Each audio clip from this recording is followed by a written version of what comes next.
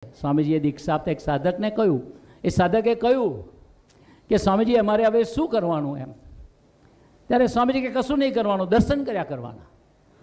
એટલે હવે પેલાને વિચાર આવે કે ભાઈ માળા ફેરવાનું કીધું નહીં, ભજન કરવાનું કીધું નહીં, સેવા કરવાનું કીધું નહીં, સાફ સફાઈ કરવાનું કીધું નહીં, અને સીધું દર્શન કરવાનું.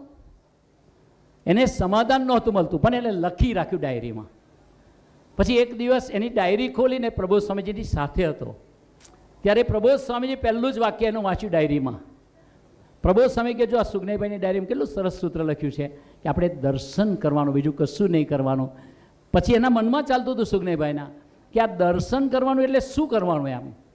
ત્યારે પ્રબોધ સ્વામીજી એનો સંકલ્પ પકડીને વાત કરી કે દર્શન કરવાનું એટલે જેવું સ્વામીજીની અંદર ને ભગવાનના ભાવથી આપણે દર્શન કરીએ છીએ એવા એના બધા સંબંધવાળાઓને અંદર એની અંદર ભગવાનનો ભાવ લાવીને દર્શન કર્યા કરીએ તો આપણે પછી કોઈ સાધના કરવાની રહેતી નથી. આ સામાન્ય વસ્તુ નથી. હા,